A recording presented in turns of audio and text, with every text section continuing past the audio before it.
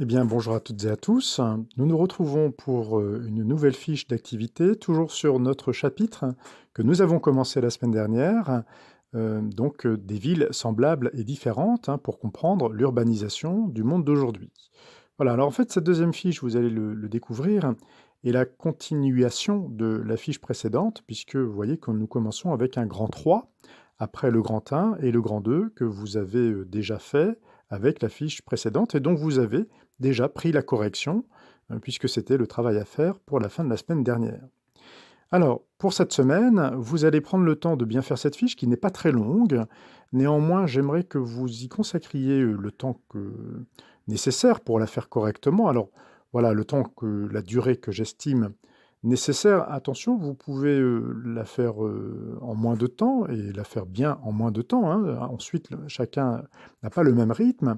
Par contre, si vous voyez que vous y consacrez plus de temps, soit il faut que vous découpiez votre travail, mais d'une manière générale, il faut que chacun et chacune d'entre vous appreniez à répartir le travail sur la semaine de manière à ne pas en faire trop, forcément, en tout cas beaucoup, sur une seule période. Prenez le temps de bien vous organiser, de voir à quel moment vous pouvez faire cette fiche et surtout à quel moment au pluriel, hein, vous pouvez la faire de manière à découper votre travail et à ne pas ainsi vous retrouver à passer un temps trop long sur une même activité. Mais ça, c'est valable pour toutes les matières, hein, d'une manière générale. Ok, donc une fois qu'on a bien compris cela, je rappelle que c'est sur le cahier, que ce qui compte pour moi, c'est le travail que vous faites, et pas l'exactitude de votre travail, mais le sérieux avec lequel vous le faites. Donc la tenue du cahier est importante, elle est le signe de votre bonne implication. Nous allons maintenant comprendre que les espaces de l'urbanisation dans le monde d'aujourd'hui tendent de plus en plus à se ressembler. La vidéo qui porte sur ce chapitre vous l'a déjà montré, donc regardez-la à nouveau. Cette vidéo que vous regardez maintenant vise à vous expliquer, a pour but de vous expliquer les consignes, vous les reformulez si nécessaire. Voilà. Donc dans un premier temps, vous avez ici un tableau à compléter. L'objectif, c'est de comprendre quels sont les points communs et les différences dans les paysages de deux villes appartenant à des pays qui n'ont pas le même niveau de développement économique. On va comparer, donc la gauche toujours, à New York, aux États-Unis. Et donc ici, comment comprendre l'exercice? Donc ici, vous avez des documents qu'il faut comparer. D'accord? Donc par exemple, document 1, page 172, je le compare au document 2, page 174. Ici, pareil, le document 3, page 173, je le compare au document 4, page 175, auquel je rajoute le document complémentaire numéro 1, qui est ici. Voilà, c'est une photographie d'un quartier de New York, Harlem, et donc c'est une façon de mieux comprendre de quoi il s'agit. Voilà, de même, dans la troisième ligne, c'est le document 3, page 173, ainsi que la vidéo 2 sur la gauche, vous vous rappelez, celle sur Makoko, que vous pouvez à nouveau regarder, du coup, vous les comparerez, ces deux documents, au document complémentaire numéro 2, qui est donc ici. Voilà, avec un exemple de quartier résidentiel de la banlieue de New York, ce qu'on appelle les suburbs, aux États-Unis. Voilà, donc vous verrez qu'il y a des différences, ici essentiellement, je n'en dis pas plus. On peut reprendre à nouveau la vidéo sur le bidonville de Makoko, avec le document 3, page 173, donc Lagos, que vous comparerez avec le document 3, page 174. Voilà. Donc cet exercice de comparaison doit vous amener à voir quels sont les points communs et les différences, sachant qu'il n'y a pas toujours de points communs et de différences en même temps. Parfois, il n'y a que des points communs ou que des différences. À vous d'essayer de bien voir ici comment vous pouvez compléter ce tableau, et puis vous aurez la correction de manière générale. Donc si vous coincez sur une ligne, une question,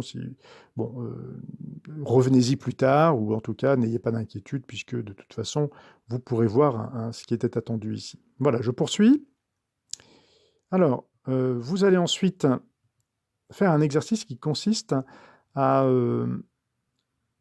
lire attentivement un schéma, de manière à en faire un texte, un texte explicatif, après avoir évidemment s'être aidé d'un autre texte. Alors, concrètement, ça veut dire quoi?